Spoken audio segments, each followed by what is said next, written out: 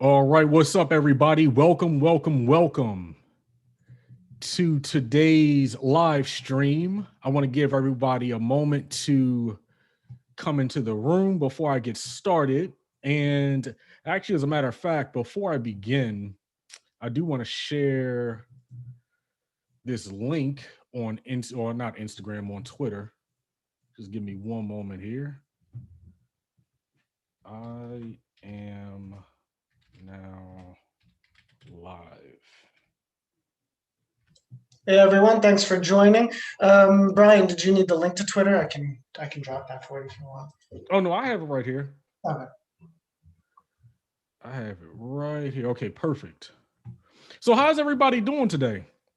What's up, Janice? What's up, F Google? What's up, Jay? How's it going? Happy Friday to you too. And good evening, Chuck. What's up, Teresa? So what's good, OD3? So yeah, what's good evening, Jennifer?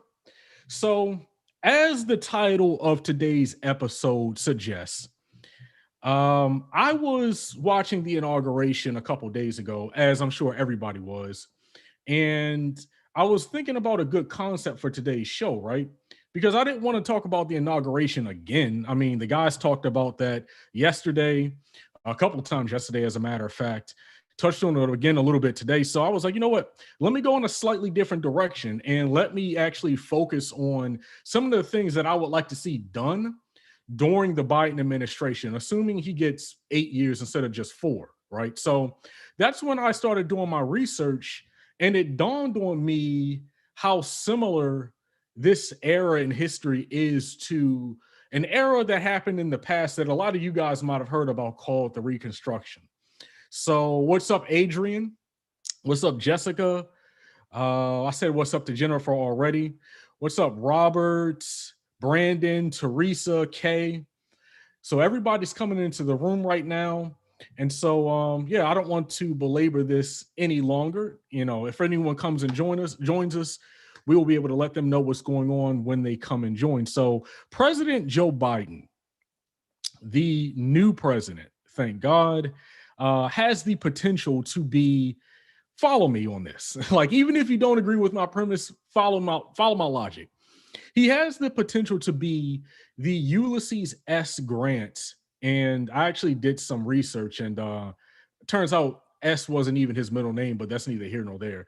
He has the potential to be the Ulysses Grant of this era in the United States because he comes into power at the end of, check this out, threats of civil war, which, unlike, the first Civil War, which is threats this time, not literal, after an impeached president. So in Biden's case, of course, it's Donald Trump.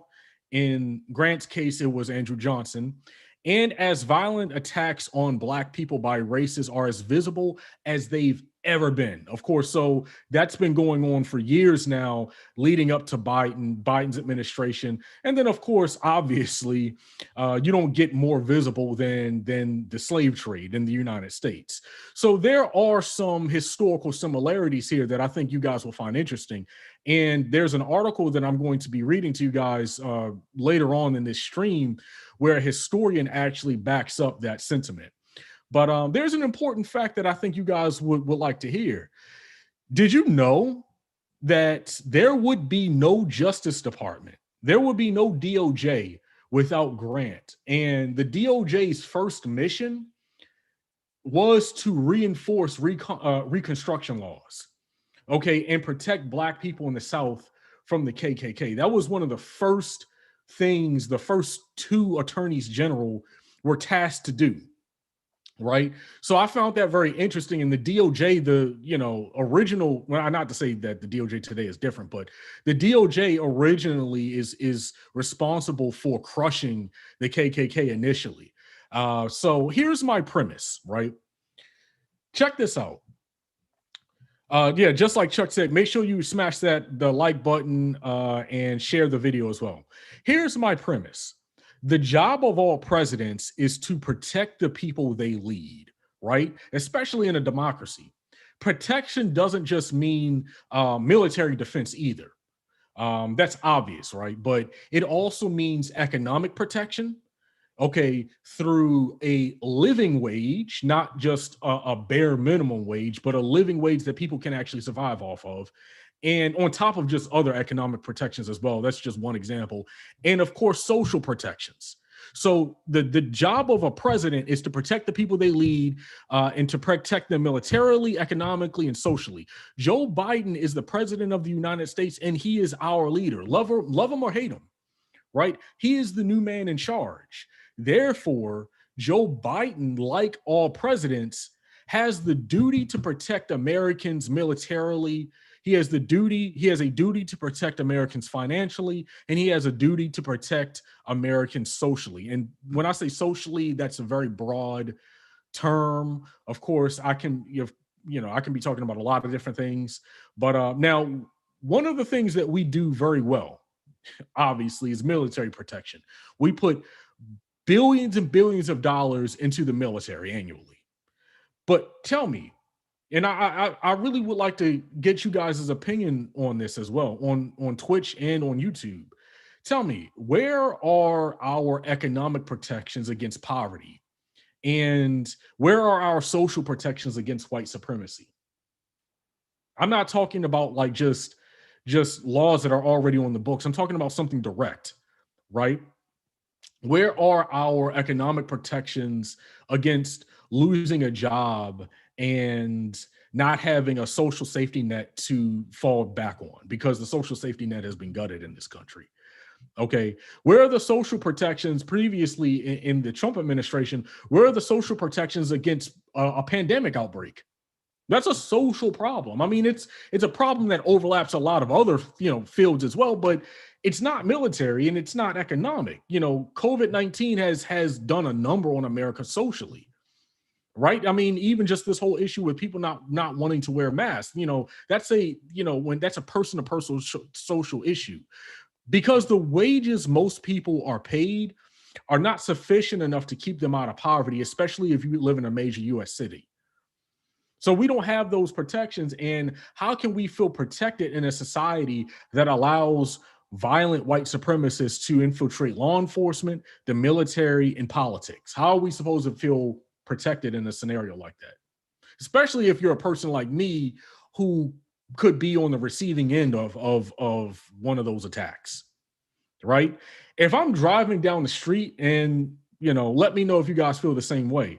If I'm driving down the street and I see a cop car roll up behind me, guess what? I don't feel protected at all. Like, I feel endangered. Matter of fact, if I see a daggone cop car 2, 3 cars behind me, I'm looking for the nearest parking lot to swerve into immediately. You know what I'm saying? Like, I don't even, and I'll just wait for that cop car to just drive down the street so I can avoid them altogether. Be like, whew, okay, he's gone. And then I pull right back out into the road. I kid you not that I do that. So, like Ulysses Grant, we need Joe Biden to do his job as a leader and protect the people who are the most responsible for his being in power. That's Black people. Black people need a second Reconstruction. Some people say a Marshall Plan, whatever you want to call it. This is sort of the label that I'm putting on it. But that's needed. A holistic reimagining of our role in this society that acknowledges how alien this country would look without our influence. What's up, sweet Miss Mika? So Alicia definitely agrees with me. OD3 agrees with me. Tammy agrees with me as well. I'm gonna jump in. Tammy says, I know of no real social protections. Go ahead. I was just going to jump in to include Twitch. So Andy called you out and said, how are you not going to shout out your Twitch people? So Brian's handling YouTube, and I'm helping him multitask on the Twitch end. Yeah, Twitch doesn't like my computer, Andy. So last time the chat didn't even come up for me. So yeah, David's handling that. So we're definitely not ignoring everyone. We got a room full of people on Twitch. Shout out to everybody. Mac80 said NYPD has to have 2 to 4 years college in criminal justice, and they're still savage. Wolfhound 609 said facts. I believe that was probably in response to you, Brian, to you Yeah. explaining your feelings about the cops. And I just want to say, like, as a white guy, even like when I have the cops come up behind me, I get nervous. But I can only imagine the feeling from someone that's black or brown or minority of any kind, especially black though. Yeah, I Yeah, mean, I avoid even the potential of coming in contact with with cops. Like I don't even like being in their vicinity. It like not even close to them at all. like I And I know think any what's most crazy is, people. and this is a little bit personal on my part because I've never shared this publicly. But my father was a police officer. My father actually worked in the prison system for years. Like he became like a lieutenant. So like my perspective isn't coming from a point like a point of view of like hate. You know what I'm saying? Like it's just based purely on what I see with my own eyes. And what I see, I don't trust. And I know from just from my research that there's way too much corruption and it's way too easy for them to just lie about something for me to take my chances. But yeah, like so I definitely agree with that. And thank you, Janice. She said preach, bro. And Zoltaire the Magnificent. No, that's a cool name. Said definitely. So yeah, let me continue. So the first Reconstruction did what? It, among other things, this is just a quick summation. It ended slavery. It brought about the passage of the 13th, 14th, and 15th Amendments, and it lasted from 1863 to 1877. So it didn't last that long. And the end of it is very controversial. I'm gonna talk about that in a moment. But this is my personal list of demands for a second Reconstruction. Right. This is by no means a final list or a complete list. This is just a handful of things that I came up with on the fly. And I would like to know what you guys would like to see too, like that I could potentially add to this. I was just about to Not to say, say that I'm not like a person in Congress, obviously. Go ahead. I was just about to add in there, and sorry for the interruptions and us bouncing back and forth. The Twitch has a funny way of trying to sneak audio in, and then like we have to catch one another. But what I was going to say is, if anyone has comments while Brian's speaking, drop them in the chat, and we'll try to like include, do a little section on covering thoughts or additions towards the end of the stream. Go ahead, Brian. Okay, perfect. Yep. So this is my personal list of demands for a second Reconstruction.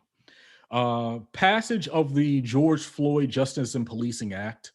This is actually something that Nancy Pelosi, in a recent interview with Joy Reid on MSNBC, actually said that it should be pushed forward. And I was actually surprised to hear her say that, to be honest with you.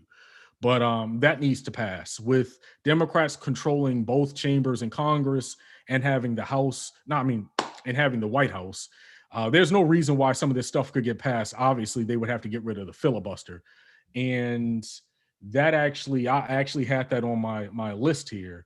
Let me see and pull it back up. End the Jim Crow filibuster. That's number 2. Nothing is going to, I'm not going to say nothing, but transformative change is not really going to happen with the filibuster in place, because it's clearly in place to prevent certain things from passing in the first place, right? So that has to come to an end, and I'm glad to see Jamal Bowman, Corey Bush, AOC, and some other people in the squad really be vocal about that today. I saw that on Twitter. So the George Floyd Justice and Policing Act, ending the Jim Crow filibuster, passage of the HR1 for the People Act. Some of you guys might have like remember this. HR1 was one of the first things the new Congress passed, or the new House passed, when the squad first got in, I want to say. And it's basically, it attacks voter suppression, it covers ethics, it covers a lot of things. I read the whole bill like months back, and I'm not going to go into the details right now, but definitely look that up as well, to attack voter suppression. And then, of course, as the guys have talked about on the show, passage of HR 40. Now, of course, HR 40 deals with reparations. HR 40 is just a study of reparations, and it sets up a commission, but it does a lot. It does a lot more than that. So it's not really accurate to say that it's just a study, but that's the primary focus of it, right? And more than just passage of HR 40, I would like to see a guarantee of a follow up. Like, so them saying, hey, we're going to pass HR 40, and we're going to study reparations, we're going to compile a list of everything that we need to do, and then we are going to commit to doing it. So just passing HR 40 is not going to be enough, but it is a start. And then, of course, abolishing the Electoral College.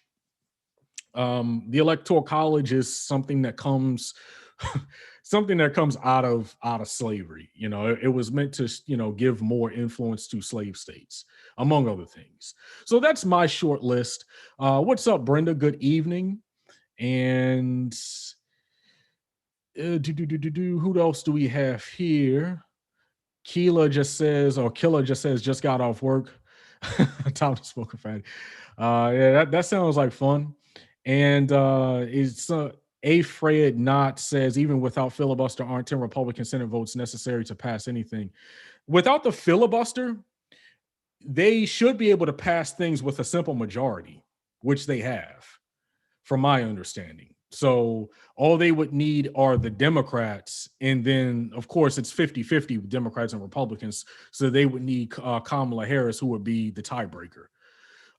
So looking at Xavier says, get rid of all the slavery BS laws and controls should be removed. This should be point number one. So a lot of those laws come out of slavery. They should be gotten rid of. Renee says, please keep me in y'all's thoughts and prayers. All of a sudden feeling a bit under the weather. Oh, wow, that's not good. So yeah, I definitely prayers up for Renee. Oh, I hope I'm pronouncing your name correctly. So yeah, what about Twitch? What are they saying on there, David? Well, definitely prayers to her for sure. We always got to support one another, especially right now. So Ford 8484 on Twitch said, I have family members that are Border Patrol agents, but they're decent people. They tell me of what their coworkers say, and it's insane. They haven't been to the actual cages, though. It's all a mess, really. Mm-hmm. Then they said, if every cop was like Serpico, if only. Yeah, if only, right? Yeah, I mean, it's been a long time since I saw something. Like I said, like my father was a police officer, and when I think it's important to establish this. When we are critical of law enforcement, of course, we're not talking about everybody. Number one, you never want to paint with too broad of a brush, and you don't want to generalize. And so even though I have certain justified angry feelings with regards to law enforcement, I try to avoid that. Not just because of my own family, but because it's, you do want to think about the people who did get in for the right reasons, right? And who just aren't able to move up that ladder and influence enough of the system. But a lot of people are not like that, though. A lot of people get in for the wrong reasons. And when they do the wrong things, more oftentimes than not, it gets covered up. So yeah. And you don't have to respond to this if you don't want to. You don't have to, build out on this if it's something you prefer not to. But I just want to just a thought that occurred to me is that a lot of times families in law enforcement, they don't have the same feeling as the general public because of the background and the environment that they come out of. Especially, I would imagine this is more the majority white families in law enforcement. So it's interesting to hear your perspective, though. Your caution and your anxiety, especially with the law enforcement in your family. Mm-hmm. Just a thought that occurred to me, because a lot of times you'll see a lot of, maybe some of it might be propaganda, but you'll see a lot of people that the Blue Lives Matter and all that, who totally have no consideration for fear of hostility from cops and all of that. They come from either a military background, they come from a law enforcement background. I don't want to get on too much of a tangent just on this, because I know that's not our subject today, but it's interesting to hear your perspective where you have it in your background and you still have these anxieties as a Black man. Yeah, I mean, it's frustrating, right? Like I could go into more details, but the conversation would become a little too personal. because it deals with And like that's why I family said and I'll stuff like leave if that. you want So to. I'm just really throwing it out there, more food for thought, like in terms of the different sides and how like it's not simple, right? It's complex, but you don't definitely don't have to build out on it for sure. I wasn't trying to make you have to talk about oh something no, you. yeah. And I mean, thanks for those comments. They were definitely necessary. So, but yeah, I think Biden knows he has to be transformative. And if he doesn't know it, then I'm sure he has people around him who do, at least hopefully. And it seems like he does because based on what he's been doing, it kind of leads me to believe that he has some of the right people talking in his ear. Now, whether or not he'll follow through on what will whether or not he'll follow through on some of that stuff will determine how history remembers him, and then it'll determine how his legacy is going to look when he leaves office. But take a look at this list of executive orders and tell me if you spot a trend. So, David, whenever you are ready, go ahead and pull up that Market Watch article.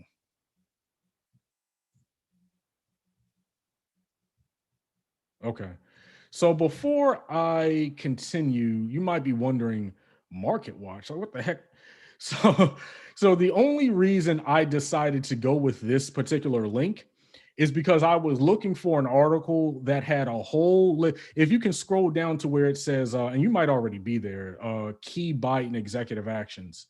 I wanted something that had a whole like list, just a breakdown point by point by point of Biden's executive orders. And it does include specifically the two that he did today, which is the 22nd. So I wanted an up to date list as well. Every other article, it was going into too much detail. I'm not going to read every single action here, but if you notice a trend based on what I was telling you guys earlier about military protection, financial, economic protection, and social protection. Check this out. For instance, launch an initiative to advance racial equity in the 1776 commission. That's one of the first things he did when he got into office on inauguration day. That's a social related protection, right? Revoke order that aims to exclude undocumented immigrants from the census. That's also something social. Preserve fortified DACA, which helps dreamers. Let's see, require masks, distancing on all federal property and by federal workers. Okay, again, reverse the travel ban targeting primarily Muslim countries. If you go down this list here, I'm looking for something economic. I know I saw, where was that? Oh yeah, so the things that he did today, for instance. So ask agencies to boost food aid, improve delivery of stimulus checks.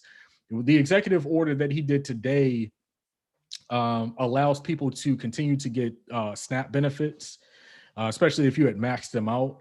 And with regards to the stimulus checks, it's still $1,400. It's not 2,000, but the executive order is supposed to speed up the process in some sort of way. It's sort of vague how exactly that's going to work, but it does target the stimulus check. So that's like an economic thing. It's a kind of economic and social.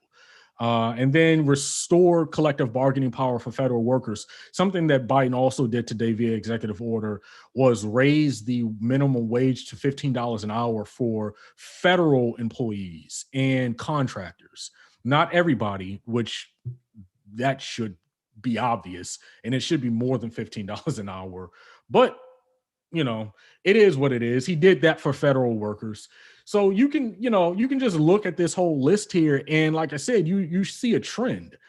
Just like I said, he knows, and he's not obviously the only president or the first president to do executive orders, obviously.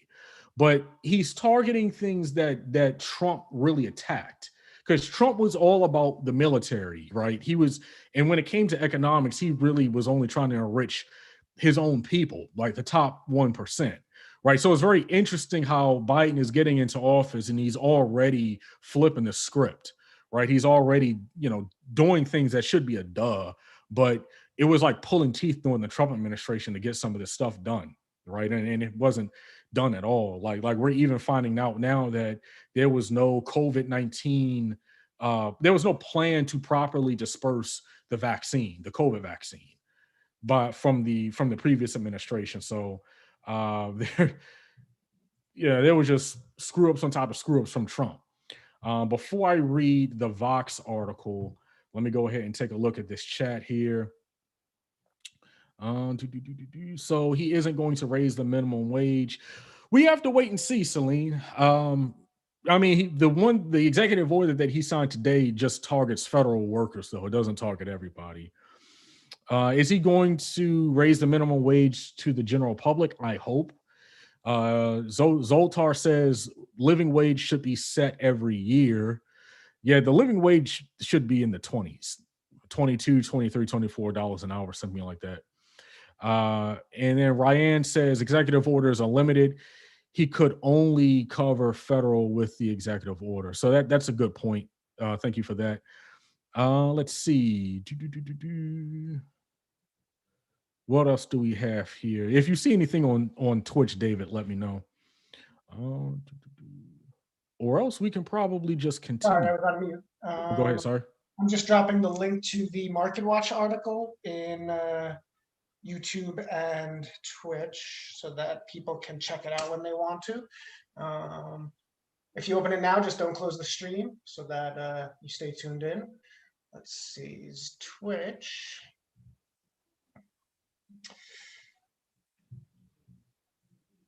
So McAdie said so much had to be quickly undone after a Trump administration. I'm not surprised. Right. Andy from Ohio said that she sees a theme, and the theme she sees is, I actually care about people. Yeah.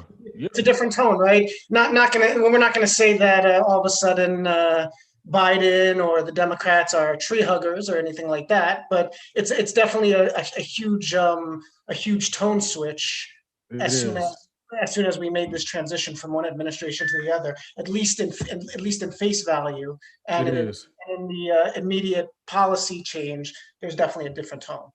Yeah, and it is, and it's really a breath of fresh air, to be honest with you. And I, like I said, you guys know I mentioned this previously on like a previous stream. Biden was not my first choice, but at the same time, I wasn't going to play the whole game during the general election and pretend that he wouldn't be better than Trump. And I think what he's done already, just in a handful of days, his first couple of days in office, it's clear that he's better than Trump. I mean, I don't know why some people on the left thought that was up for debate or something, but not to say that he's not going to do things that piss us off too, because he will. So exactly. And just for the record, we will be calling them out. We actually had a comment on YouTube a couple of days ago. It wasn't a live stream comment. It was watching a clip after the fact, and people were pointing out that they felt like at least the morning show was a little bit negative. Ben responded to them explaining his perspective. I just happened to come across it when I was reviewing some of our comments, and here's the thing, like, we're hopeful, that Biden will listen to the people that got him elected, specifically the Black community, but just progressives overall. But at the same time, we have to be realistic about our expectations. And if he disappoints, which he will, we're going to hold their feet to the fire. We're going to press them and call them out. That's really the only way that you may not get the results you're looking for, but that's the only way to push them. And, you can't just turn a blind eye because you want to hope that the honeymoon continues. No honeymoon right now. We're in a mess and it has to be addressed. Right. And what he's doing, while good, is still not going far enough. Right. So that does play into sort of the theme of today's show. And then MDJG on I was about to say Twitter, on YouTube says, I noticed Biden is restoring workers' class action bargaining power. Let's see who else. Okay, that looks like, and Zoltar says yes, and a lot less stenching. You know what? Speaking of which, I was wondering how the White House smelled when Biden and Kamala Harris walked in. I just had this funny impression that there was just this stench, this reeking stench in the White House. Maybe that wasn't the case, but I just had that impression that they walked in and was like, ooh, what in the world is that? And they were like just spraying air freshener all over the place. But whenever you are ready, David, go ahead and pull up that Vox article. I will. I do want to say one thing to that comment about the stench and about them going into the White House. It was funny because, whenever we have, regardless of what party it is, whenever we have a change in administration or power, they do their whole propaganda thing where they have a consultant, they have directors, and they make all these like special events that are supposed to make you feel warm and fuzzy and all that crap. Mm-hmm. And so when I was looking at the pictures of the Bidens on the balcony, I forget which end of the White House it is. It was the same balcony that Trump had gotten up when he did his his Hollywood style film after exiting the hospital, and he took his mask off. Mm. And it almost felt like I didn't. It didn't mean a whole lot, but seeing them there in the same spot, it was just kind of like it just, I don't know. There was a stark difference there. It felt a little performative, did it? Yeah, it definitely did. Yeah, and it was probably intentional. Oh yeah, for sure. It was definitely them saying things are different now. But the question is how. Right. like okay, cool. Biden's in and Trump's out. What exactly is that going to mean? Right. I see what you mean. But anyway, I'm going to share this article. Let's get back to that. And the title of the article is, when you guys can pull it up, what Reconstruction teaches us about white nationalism today. Historian Eric Foner on the long tradition of white nationalists clashing with Black people exercising their rights. I'm not going to read the entire article, of course, because that would just take too long. But two paragraphs down, where it says Reconstruction. It says Reconstruction, the period following the Civil War from 1863 to 1877, tried to redress the inequities of slavery by giving rights to Black people through the ratification of the 13th, 14th, and 15th Amendments, which I mentioned. It attempted to rebuild the South's economy and empower Black people by abolishing slavery, granting them the right to vote, promising equal protections, expanding education and civil rights, and instituting biracial governments where Black political leaders sat alongside white ones. But since a sector of white America opposed this, vestiges of the Confederacy attempting to stay alive, white mobs took it upon themselves to push back against progress by killing people who tried to move forward. The push and pull between Black advancement and white supremacy then mirrors the forces at play today. So what's interesting about this article is I actually found it after I came up with like the premise for today's show. So I came up with the premise, then I was like looking for like backup information. I was like, oh, perfect. And this is a new article too, by the way, January 21st, 2021. So it's just came out yesterday. So a little bit further down where it says Fabiola Cineas, the first time it says that, I'm probably butchering that name. He's the author of the article, right? It says he asked the question to the historian. He says, what parallels do you see between the events that took place on January the 6th and the Reconstruction era? And then the historian says, my thoughts turned to Reconstruction when I saw the mob attacking the Capitol, and particularly because many of the TV commentators were saying this is unprecedented. That is something this is something new in American history. It was unprecedented in terms of storming the Capitol itself, but in terms of violent mobs trying to overturn a democratic election, that it was not unprecedented at all. This happened many times in the Reconstruction era and just after that era. So again, like I said at the beginning of this live stream, the parallels between that era and this era. So even this historian is saying the same thing. And then Fabiola says, what are some specific events of that era that can be connected to January? Now, this is a reference to January the 6th, obviously the U.S. Capitol coup attempt. And then the historian says, if you go back to Reconstruction, there are a couple of examples. In the Colfax massacre of 1873 in Louisiana, whites overran the county courthouse, killed a whole bunch of Black militiamen, and basically took over the local government, even though Republicans had won. It was a biracial government. Jump all the way to 1898 to the Wilmington riot. Some of you guys might have heard about this. Vox actually did a pretty good mini documentary about that. When a biracial elected government of Wilmington, North Carolina, about an hour away from where I live, was ousted in a kind of coup d'etat by armed whites.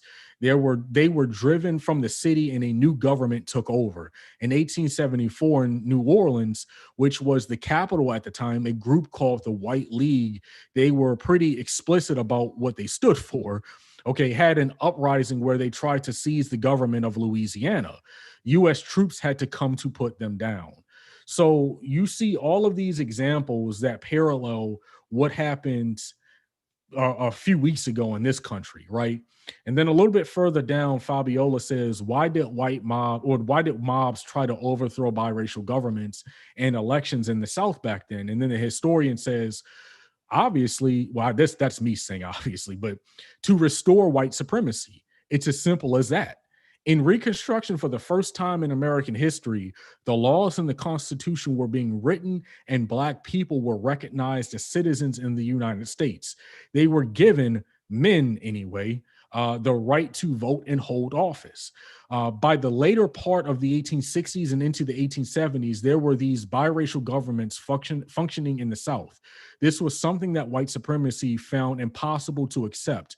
You're talking about 5 to 6 years after the end of slavery here, and yet now African Americans are actually exercising significant political power. These uprisings were an attempt to restore white supremacy, and they were pretty explicit about it.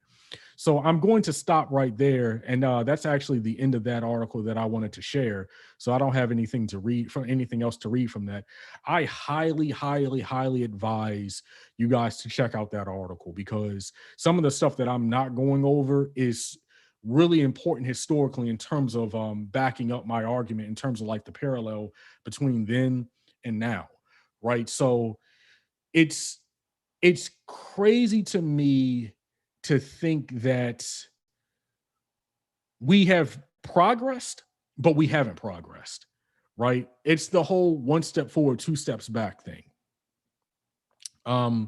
And MDJG says there's a lot of bad historical information coming from the mainstream media lately. Yeah, there is, because the mainstream media is not going to tell you everything.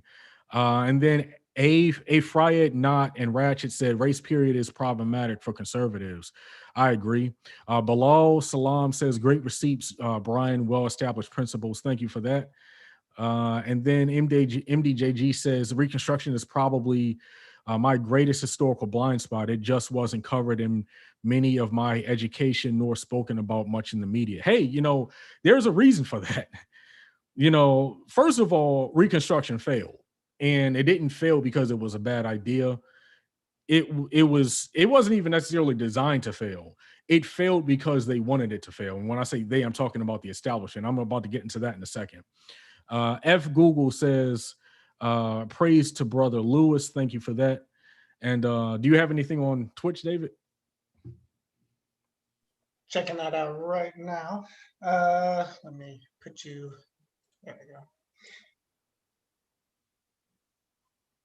Let's see. I'm not I'm trying to figure out the context for this one. It was after I shared the Vox article. Ford 8484 said it really comes down to the suburbs in the north and south with elections, at least for white voters. In the north, they tend to be more Democrats. South white voters are definitely more to the right. I think that may have been in regard to Biden and our expectations. Mm-hmm. Let's see. Ford 8484 asked what article we were looking at. If you're talking about the most recent one, Ford, then that was the Vox article that I dropped in the chat. If you scroll up a little bit. Let's see, any other comments here? Not much on Twitch, so let me just switch over to YouTube, see if anything else stood up. Lots of praise for you, Brian. I'm glad y'all like the content, because one of the things that I think is really important when I was preparing for today's show, I don't want to waste you guys' time, right? And if you guys come and you guys check out the live stream when you see me, when you see me going live, I want you guys to feel like, hey, I'm actually going to get some information that I haven't heard before. Right. So I really kind of wanted to, that's why I'm kind of connecting the historical relevance to what's going on today, because believe it or not, like history isn't linear. history occurs in cycles. Like if you don't learn from the past, you are bound to repeat it for sure. And Um, David just dropped the link. yeah. Sorry, David just dropped the link on YouTube. I had dropped it earlier. I think some people missed it, so I dropped it again. A couple, Ford is actually in YouTube as well and said it's slow. So all platforms will have some delay. It's just the nature of them feeding what we're sending. But yeah, it varies. I think it's usually between like 15 and 45 seconds, give or take, depending on the platform. Let's Thank you see. for the super cat, Shay. Uh, Good. Thanks, Kay. hey, sorry. And she said, keep it up. Thank you. Thank you. And Pixie on the Moon. Oh, that's you said that's It's Jamie. Jamie, right? Shout Yeah. out to for the likes on YouTube. I don't think, unfortunately, I wish Twitch had at least a similar feature. I know they like to have their own style and verbiage and lingo and all that, but it'd be nice to be able to see that outside of bits, which is pretty much the equivalent of super chats. But on YouTube, we have just about the same amount of likes to viewers. So shout out to the YouTube audience. Yeah. Thank you. Thank you for holding it down.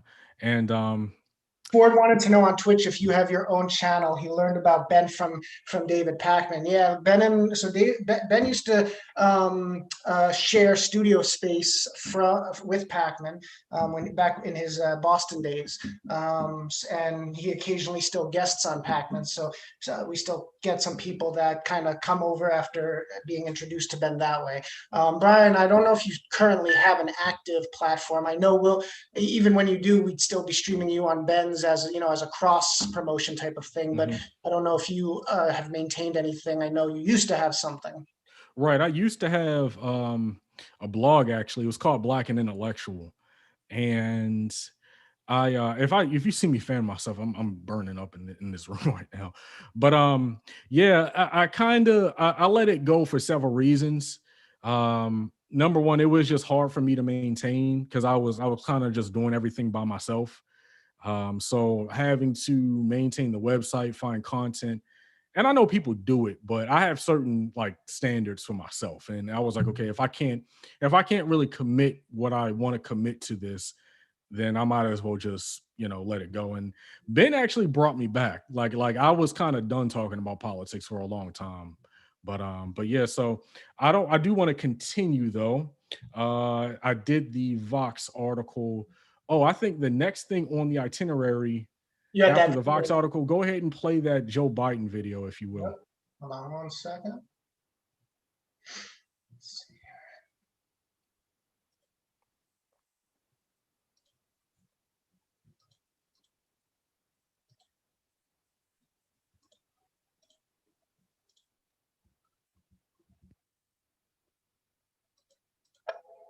A cry for racial justice.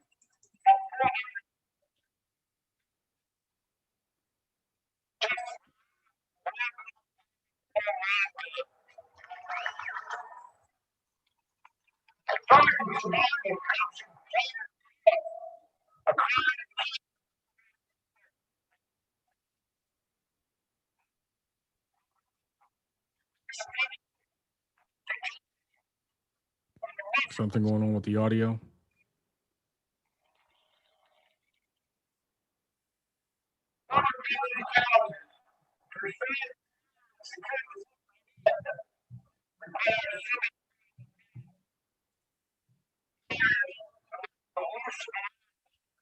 Yeah, they're not catching the audio.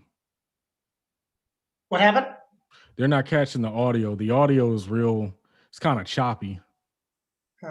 Sound not clear. Audio is really bad. Oh, let me try on YouTube. See if that makes a difference. Hold on a second.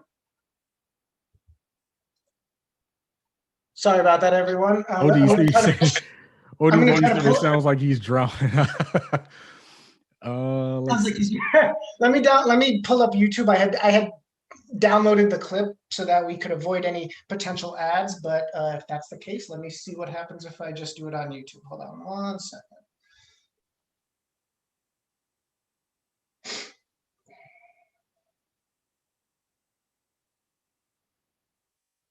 So while you pull that up, I don't want there to be a whole lot of Dead air. So Frontier Man says, question is, are pro-black and pro-white two extremes? I try not to involve myself with that, but I feel like it is, question mark.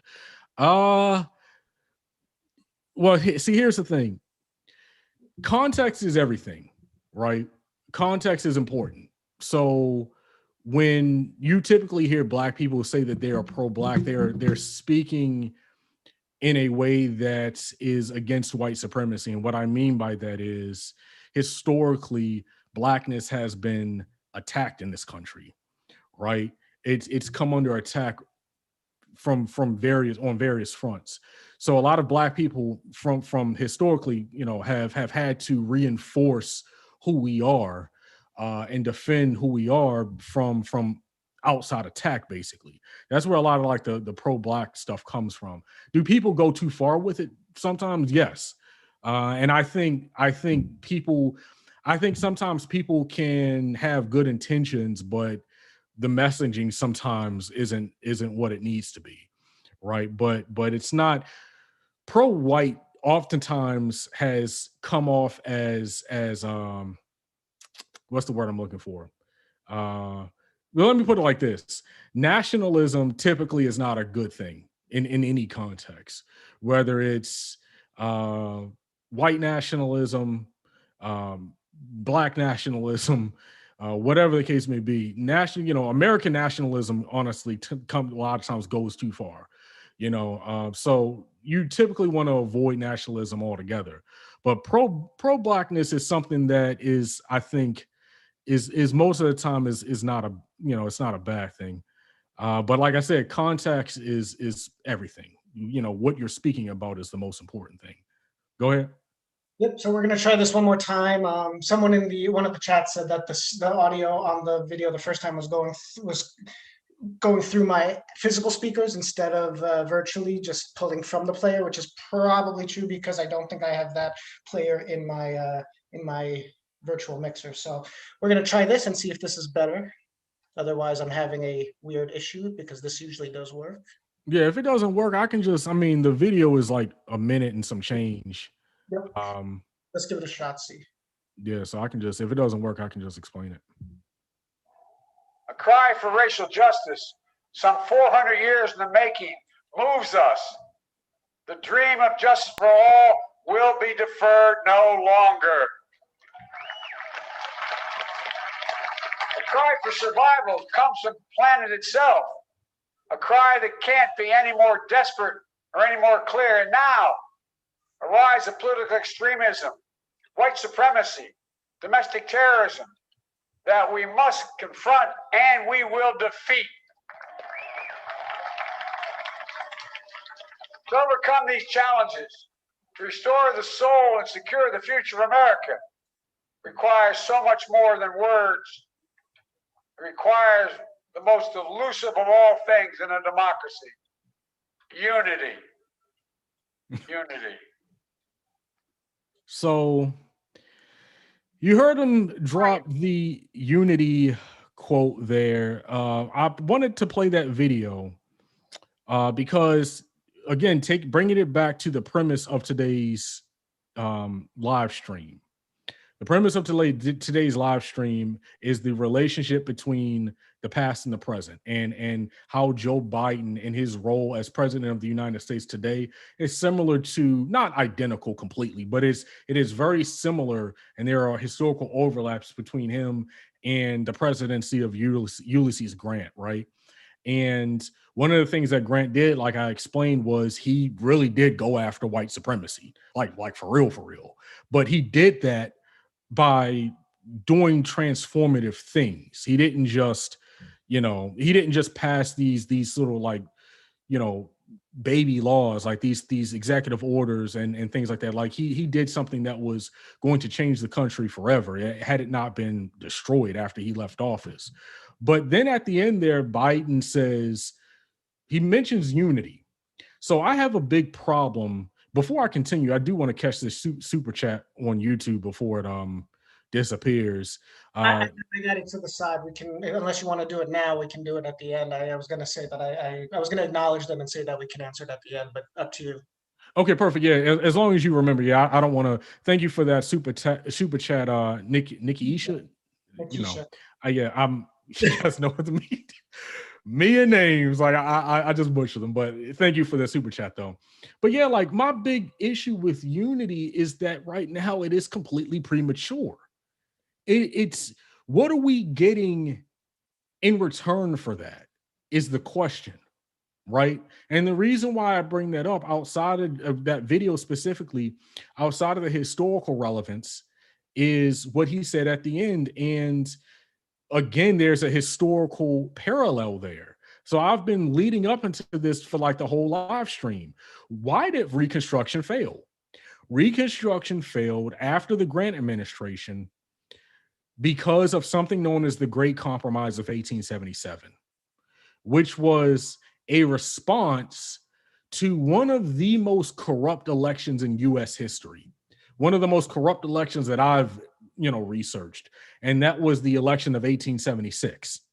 And the Great Compromise of 1877 was a response to that, right? So go ahead and pull up I'm going to explain that in a second, but go ahead and pull up that Mary Sue article. And this article here goes a little bit more into that, right? So tell me when you have it up. Okay, there we go. Because I have Zoom minimized. The title of the article is "What We Should Remember from the Reconstruction Era as Joe Biden Talks About Unity." It is directly about what I'm referencing right now. That picture you see in the article is actually a picture from that era. It was like one of those cartoons that people draw about politics.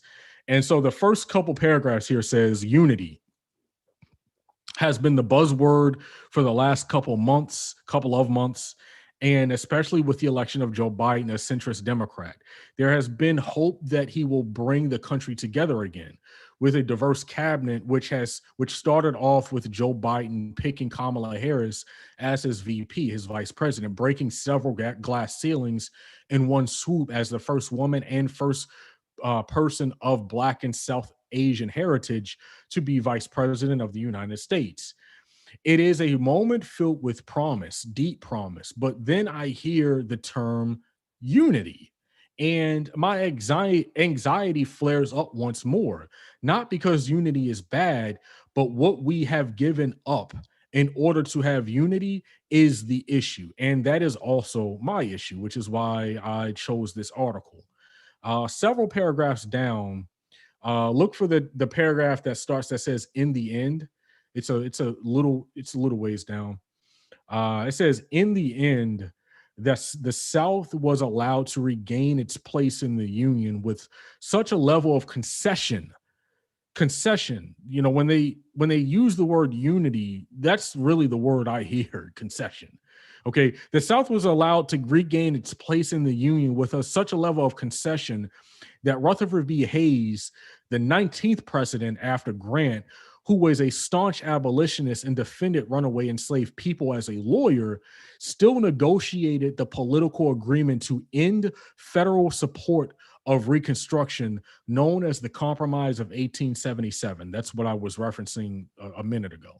Despite the many things that Black Americans achieved during the beginning of Reconstruction, including electing politicians and creating flourishing communities, it was dismantled with nooses at the ground level and passivity at the top. Let us not forget that the anti-lynching bill that was introduced in 1918, okay, over 100 years ago, was only passed on February the 26th, 2020. It took over 100 years, 102 years to pass an anti-lynching law, something that should have been a something that should have been obvious, right? So a little bit further down, because like you guys know, I'm not going to read the entire article. You guys should definitely check it out yourself. Where in the chapter, well, not the chapter, the paragraph that says, so when we talk about unity. So when we talk about unity, it is important to ask, who do you want to be in unity with? And this is a question that I think you guys that are watching this stream right now should think about yourselves. Who do you want to be in unity with? Donald Trump's infection is not going to end with him. He has assured that because he only empowered mentalities that already existed in this country. The same white disenfranchisement fears that have come to embody the Trump voter are the descendants of the same white fears that all of these free Black people were going to ruin their status, their place in the social order. We have spent 5 years trying to understand the Trump voter and get their opinion on the world. Yet when I listen to them talk, especially about Black Lives Matter, it shows that as much as we are supposed to understand their anxieties, they have spent not even an iota of time thinking about others. Okay, the complete and utter apathy towards us and our humanity. It is at the bedrock of this country, and it continues to this day. We are expected to listen to them and make space for them with compassion, yet our well-documented struggles are dismissed. I do not want nor need to be in unity with people who do not care about my humanity. As of course, this is the author of the article speaking, as a Black bisexual woman, or that of my BIPOC kin. And that's the end. That's what I wanted to read specifically about that article. So the Great Compromise of 1877, what was that? What was the compromise? So one of the things that Grant did was he ordered troops to be in the South, right, to protect Black people, among other things. But that was like one of the primary things. So one of the aspects of the unity, the attempt to bring unity and compromise, because the election of 1876 was so violent, and there were so many attacks, much and not totally dissimilar from this previous election, right, where there were threats of attack. They didn't actually happen, but there were still threats. There were still vague insinuations made that something might happen. But in 1876, that election, something did happen. There were actually, if you actually read the historic record, there were armed Black people and armed white people shooting at each other at polling stations. That's how bad it was. It got so bad that you had 3 states that didn't actually know who won because they couldn't properly count the votes. So it created this catastrophe that led to the Great Compromise. And one of the other compromises was not just removing troops from the South so that they could protect Black people, but it was also about allowing the South to do as they pleased with Black people. So this, of course, led to nearly 100 years of Jim Crow apartheid. That is what unity led to. When you had Democrats and Republicans in what is some people refer to as the Great Betrayal of 1877, not the Great Compromise, because Black people in this country were betrayed, right? And because we were betrayed by the government, and the government didn't follow through on what they said they were going to follow through on, it's not even just about 40 acres and a mule. It was much deeper than that, right? Because they didn't follow through, it led this unity, this attempt by the Democrats and Republicans to come together, did not actually work out for everybody. And actually, as a matter of fact, after the Great Compromise, after around about like 1898, 1900, the overwhelming majority of Black people were disenfranchised in this country. You had Black codes in the country. So Black people went from, in the immediate years after slavery, being in positions all over the country, being in the House of Representatives. I even think there were some Black senators. We were making moves like building up, cities and towns, and we were doing our thing. And it ended like that, at the stroke of a pen, almost, in the name of unity. So this is why I'm very hesitant. This is why when Joe Biden seems so quick to be in unity with people on the right, this is why that's a problem. And this is why I side-eye that. And I think historically, if you understand the history of what unity actually means. If we are not unified, look, I'm not unifying with anybody, but if there isn't unity with concessions from the right that doesn't equate to the Democrats today conceding on things that they should be doing for us, then there shouldn't be unity. End of story. What do you guys think? Let's see. Alicia says, exactly, Brian, preach. Thank you for that. Sweet Miss Mika says, love this, Brian. Thank you for that. Let's see. Who else do we have? Kathleen says, you are great. I will keep my eyes open for you. Thank you for that. And let's see. Kay said, I'd rather him say equality. And then let's see. Alicia says, we cannot have unity without healing, and healing won't come without justice and restoration. I completely agree with that. I do apologize, like if I missed some of you guys' comments while I was reading, but I get into this conversation, so I might have missed some things. But if you have anything on your end, David. Yeah, no, I did collect some comments. I wanted to just let you know that you said you had Zoom minimized. So I actually had, after you stopped reading the article, I was showing the Wikipedia page for the compromise. So that just to give background to those that didn't know about it, I'm going to drop that link in the chats right now. Oh yeah, definitely, guys. Definitely look up the Great Like, really, the whole Reconstruction era is interesting, right? Because it shows that this country really could have gone in a completely different direction. And for a brief period of time, a handful of years, like I said, between 1863 and 1877, it looked like this country was heading in the right direction. Okay, but because of the Great Compromise, that was snuffed out, right? And the historical relevancy today is we are in a very similar moment where Joe Biden, this is why I compared him to Ulysses Grant. Joe Biden has the potential to be transformative, and he has the potential to take this country down a completely different path. And if he does that, he will be remembered as a great president for it. We have, like, I'm not getting my hopes up, but we're going to have to wait and see what happens. But the historical comparison is there. TY89, thank you for the super chat, says, love the stream. Thank you for joining us. And I think I cut you off, David. You were about to say something? It's all good. So yeah, I just had some comments I wanted to go through. I'll start with Twitch, just because we covered YouTube a bit now, but I do have some on YouTube as well. Twitch, Cesaro's Coffee said, I got into Ben from his appearances on the Majority Report. So for those that don't know, just not to get off subject too much, but I believe Ben usually goes, I think he's on there every week or so, maybe a little bit less often, but usually at about that frequency. He does like a Friday segment with on the Majority Report. So we do get a lot of folks there, and we have love for the Majority Report, of course. They are great, and they're pretty much a flagship on the left.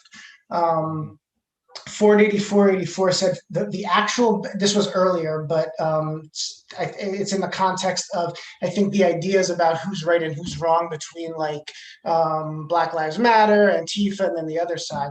He said the idea, I think they were speaking to the idea that on the right, the idea that the actual few bad apples are BLM and Antifa is so small. It's not systemic in the racism. I'm sorry, it's not systemic in the system like the real issues are with racism, if you follow me. Andy from Ohio said there can't be unity until there's accountability, which exactly. Totally agree. Like that's the crux of it. And everyone, not everyone, but too large of a majority are still dancing around it. Nobody wants to address reparations. You know, it's finally leaking into the mainstream because it's finally getting some push. But yeah, until we resolve things, and it's not even just Black people, it's indigenous people too. Until we address the original things that, and not even just original, just throughout our history that we've done, breaking treaties, damaging communities, burning communities, killing people. Until you address that stuff, you're never going to overcome it. You're just going to be hiding it and kicking it down the road. And 100 years from now, we'll still be coming back to this cycle where you're still dealing with things, and they're going to be saying, we were dealing with this 200 years ago. Why can't we get past it? Can't get past it. You're not addressing the cancer. You're not addressing the issue. Exactly. Ford8484 said QAnon literally thought Biden and all of them would be executed on live TV at the inauguration. That's thousands and thousands of people. We laugh, but we are also worried. We have to deal with the same kind of morons. Oh no, I'm sorry. That was a different user. To the point about QAnon and their and the inauguration thoughts. We haven't had time to cover that on the morning show, but yeah, there's a lot. There were so many reactions across social media where people on the right were trying to come to terms with the fact that there was no secret plan. There was no, Trump didn't have something up his sleeve that he was waiting for the very last minute to refuse to get on the helicopter or something, and it kind of crushed the whole QAnon idea. Like, what have we been like? There's still some people that are into it and think that something just failed, but there's a large majority that started to go, what the hell is going on? Man, I have been drinking the sweet tears of MAGA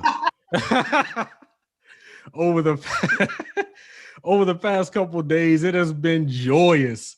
The reason why I started smiling is because as you were saying that, I was thinking exactly about that video I sent you. It's the very last video and I want to play it like right before we're about to end, because it's the perfect way to end today's stream. It's not really, it doesn't really line up completely with today's topic, but I saw it on Twitter and I said, this is hilarious. You guys are going to get a kick out of this. I actually have one. Go ahead. I have another video that I'll play before that one that I know's gotten played, but it's still worth playing. So I'll get to that in a second. Let me just get through the rest of these comments. Sweet Miss Mika said they just hung some kids last summer. That was on YouTube. And yeah, during the George Floyd, Breonna Taylor, during the Black Lives Matter marches and protests that we saw over the summer into the fall. Yeah, there were what they tried to spell out as random or coincidental, people found hanging from trees. Come on, be real. It's right. Yeah, that whole thing is suspect. And of course, that whole thing is highly, highly suspect. And it seems like they turned into instant cold cases where they're not looking into it. I don't know. I haven't been keeping up on all the local news, so I can't say that for sure. But there hasn't been much noise about it. It just this happened and then dropped. Yeah, they're being labeled as suicides. Now, I don't know if that's changed. Like you, I haven't really followed up with any of these stories.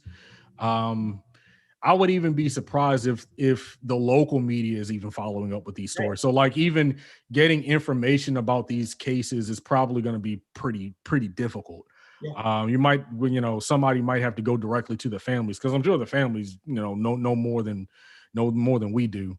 But yeah, that whole thing, it's just crazy. It's I'm not trying to get too upset on the stream though.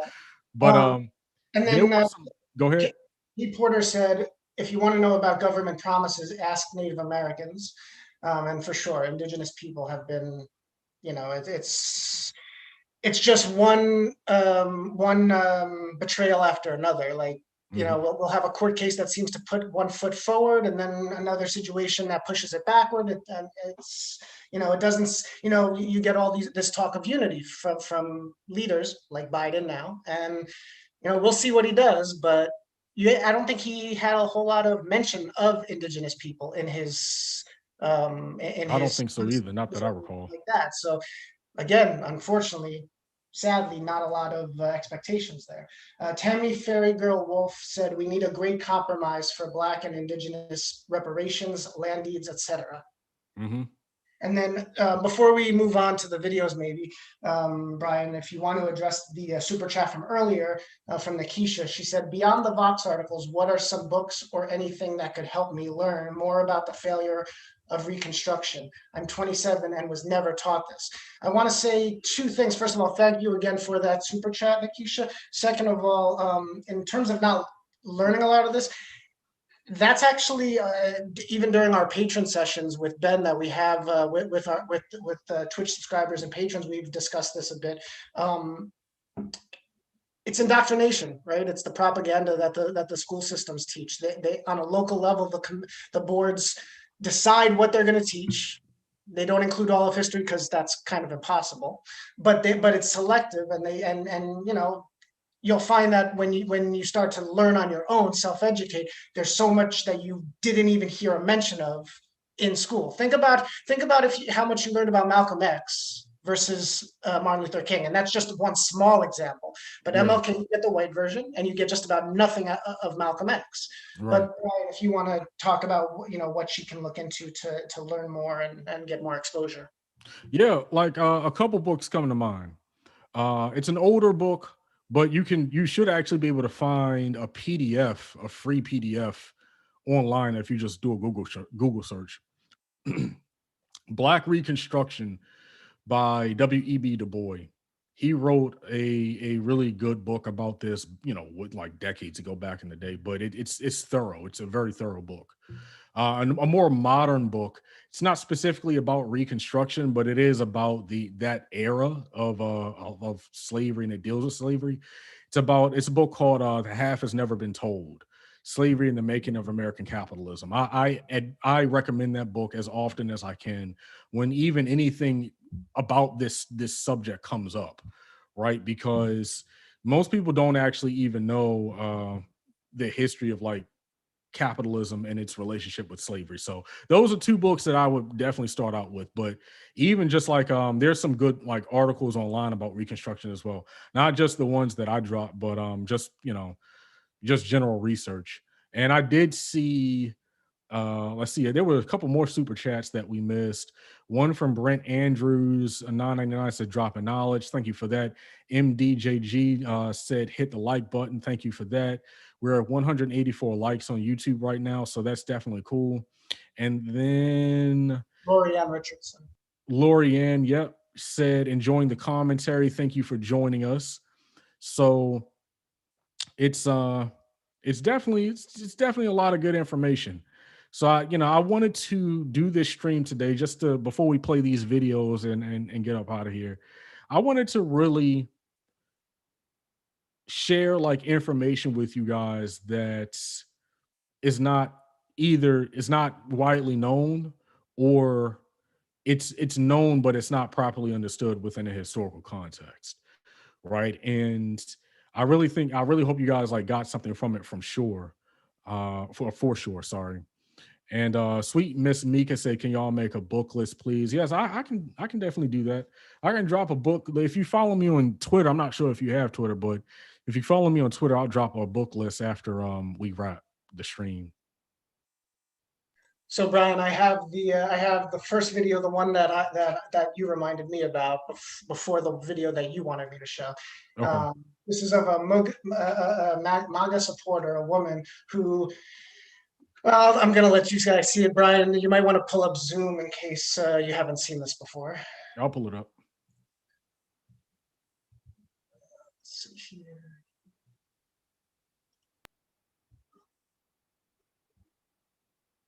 President Trump, if you see this, please save us. I don't even see our American flag anymore. Biden's talking with some kind of crazy flag. This is America. This is our land. Please, President Trump.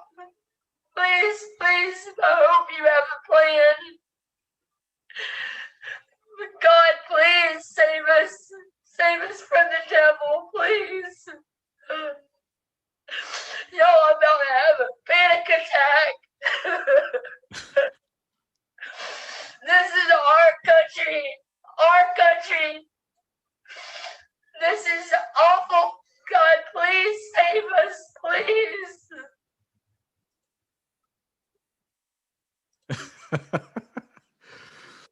Yeah, that is absolutely hilarious. I saw that video, and that's probably about my 5th time watching it, because I saw that video so many times. I was like, wow, these people are, Trump doesn't care about you. Trump doesn't like any of you. Like, look, he left those people high and dry. Like he actually told them to go out and do what they did on the 6th. Have a good life. he did nothing. He left you guys high and dry. Like, His why last are you have a good life. crying for someone so meaningless? It makes absolutely no sense to me. And then she said, "This is our country." No, I'm sorry, it's not. It's you share this country with other people. This isn't our, like, when I say our, I'm not even talking about like the left or black people. This is no one group's country. Like, this is a country that's shared by tens of millions of people. So get out of here with that. Yeah, no, watching that, I know there's been a lot of mixed feelings, not even on just in our chat, but just in general. There's mixed feelings. You almost feel bad. Like, you wonder, like, if there's more to it than just, you know, true belief in Trump, if there's any mental illness or anything. But it's so widespread. It's just kind of like people need to wake up a little bit and realize Now, that some people on YouTube are saying the video is fake. I'm not sure. Where did you guys hear that? Now, even if the video is fake, there is an aspect of it that comes off as slightly performative. And I don't even mean like slightly. Like, the tears didn't look fake. I mean, she's wiping her face. I don't actually see any like tears on her face at all. Like, so I'm not sure what she's wiping. And so it's possible somebody could have just put that video out, but it's funny regardless, because I've seen screen caps of people on like QAnon, because I don't frequent QAnon, conspiracy message boards, but I've seen like screen caps of people on those message boards saying things like, "Well, hold on, I thought something was supposed to happen." Like, these people actually thought that something was about to go down on the inauguration day. They're so completely delusional that it's sad and it's hilarious. Yeah, no, even if it is fake, it's not like there's stuff out there that isn't real, showing Right. people the great disappointment and the just like the shock that what they were being sold was a pipe dream. Right. I'm going to play this last video so that we can talk about that. And I haven't seen a whole lot of remarks in regard to Brian's list, but we can definitely take like 5-10 minutes if anyone has comments in that regard, building off of what Brian opened with his premise. Let me go to this video. Y'all gonna get a kick out of this one.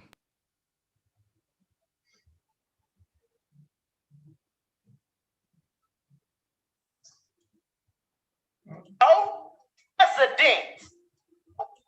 Do y'all not know that they just banned the president of the United States of America? I don't give a damn what side you on. They just banned the president of the United States of America. Every single body in this country should be alarmed by that. Do y'all not? I don't care what side you on. I don't care if you're a Democrat. I don't care if you are a Republican. I don't care if you are a liberal or a conservative. They just banned the president. Do they really got that much power when they are silencing the president of the United States of America? And y'all think this shit is funny? I don't care about my language right now. I don't give a damn. This is some bullshit. This is some bullshit. And y'all know it. If they are coming for the president, you damn right they coming for you too. You damn right they coming for me. Nobody's coming for you. Disgusting. Follow me on Parler.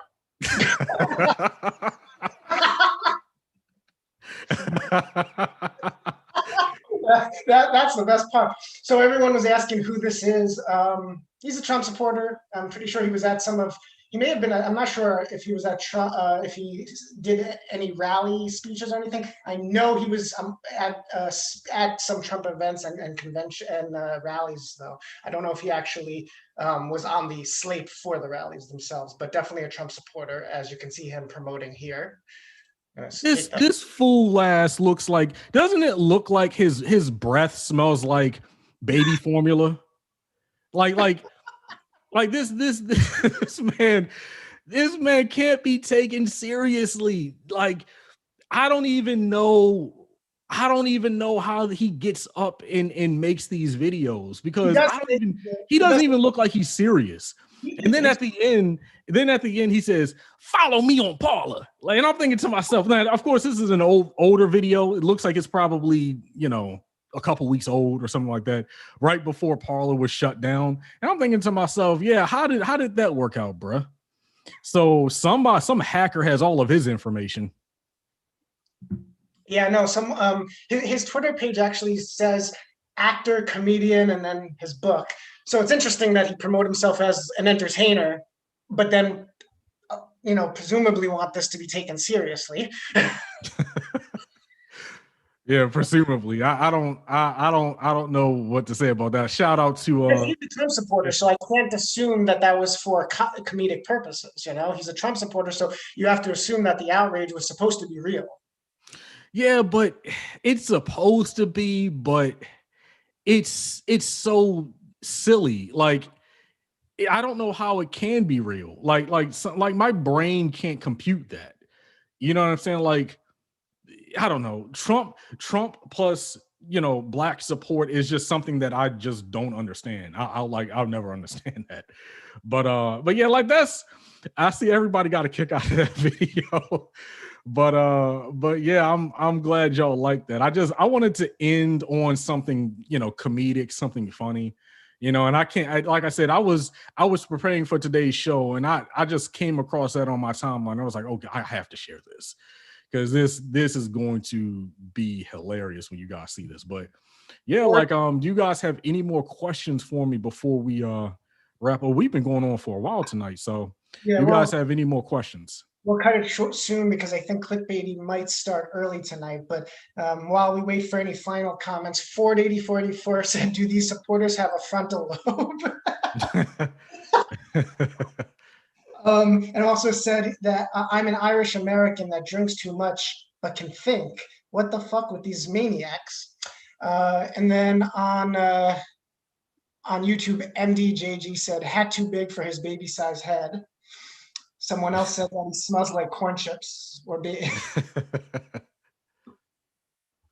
Oh, Cormark's my Twitter is @_black intellect. @_black intellect on Twitter. Hold on a second. Black intellect. Which is a reference to my old blog, Black and Intellectual, by the way. Put that on Twitch as well for them. Andy said, "But David, not all comedians are for Trump. @Fredifio isn't."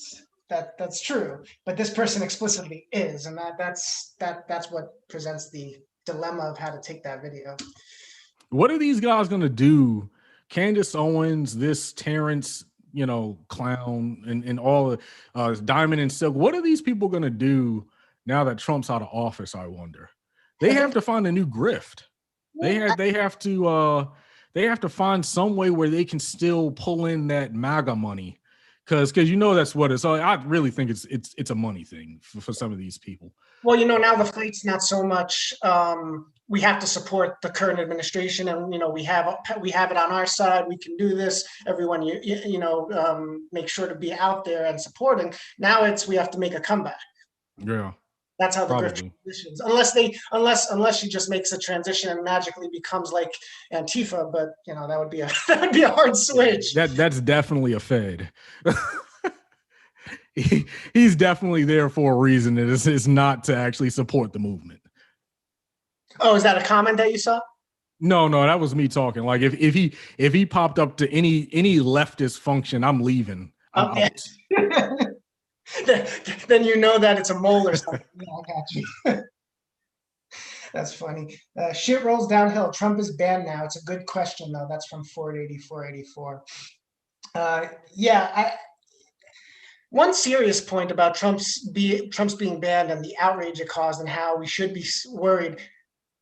I think it is a slippery slope potentially. the left could start to, it could backfire if it becomes something that is commonplace or done more and more. But at the same time, the level of damage to transparency and truth, as soon as Trump disappeared from social media, the noise and the toxicity definitely died down. Right. It is something to be cautious about. You don't want. I don't think so. I don't think the private platform should have exclusive. Even though they're private and they do have the right to choose who's on their platforms, the First Amendment doesn't really apply in that regard. And we do need to do something legislatively in terms of Congress and the federal government overhauling that. I do think that's a slippery slope in terms of censoring people. Mm-hmm. There can be, and I'm open to that argument, but I think Trump crossed that line like a long time ago. But as people are saying that clickbaity is live right now, so yeah. Thank you, OD3. He said glad you're doing this show. Thank you. I'll be back. I will be, unless something major happens Saturday or Sunday, I will be back on Monday to do another live stream, probably around the same time. All right. So we'll let everyone tune into Clickbaity. Thank you for the heads up on that. I knew they were starting early, just wasn't sure when. We'll be back on Monday, barring any breaking news on Sunday or throughout the weekend. And Brian, unless you have any last words, we'll sign off. All right. I'm good. It was nice talking to everybody. See you guys Monday.